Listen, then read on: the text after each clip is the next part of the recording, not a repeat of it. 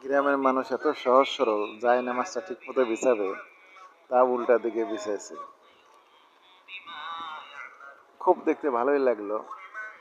তারপরে আমরা একসাথে সবাই মিলেমিশে নামাজ পড়লাম। দীর্ঘ প্রায় 15 বছর পরে ঈদের নামাজ পড়লাম গ্রামে যায়। এদিকে কর্মব্যস্ত থাকার কারণে গ্রামে যাওয়া হয়নি। আল্লাহর অশেষ মেহেরবান যে এবার গ্রামে গিয়ে ঈদ করতে পারলাম সবাই মিলে। মোটামুটি ভালোই লাগছে। দেখেন নামাজ শেষ,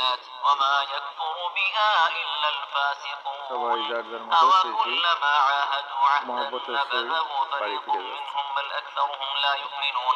ولما جاءهم رسول من عند الله مصدق لما معهم نبذ فريق খুবই সুন্দর, গাছের চতুর্দিকে গাছ এবং প্রচুর ছায়া, উপরে কোনো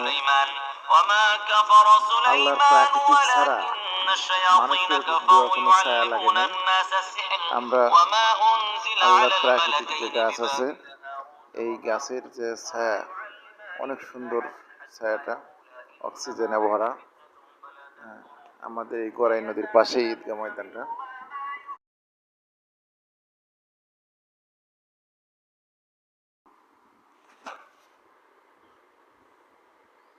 মোটামুটি খুব সুন্দর। যার মতো শেষে সব সামানা নিয়ে আসছিল, কারোর জায়নামাজ, কারোর পাটি, শীতল পাটি বা আমাদের গ্রামে মাইলের পাটি পরিচিত। তো জায়নামাজটাই বেশি মানুষ নিয়ে আসলো, অনেকেই জায়নামাজ নিয়ে আসলো। তারা যা মসজিদে সবাই পায়জামা পাঞ্জাবি পরে আসলো, গ্রামের মানুষ অনেকে জুব্বা পরে আসছিল। আর প্রত্যেকের হাতে একটা একটা করে জায়নামাজ।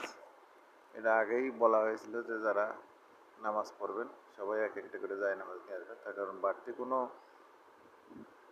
আপনার সামানা এখানে নাই বা বাড়তি কোনো, তাই সবাই আলাদা আলাদা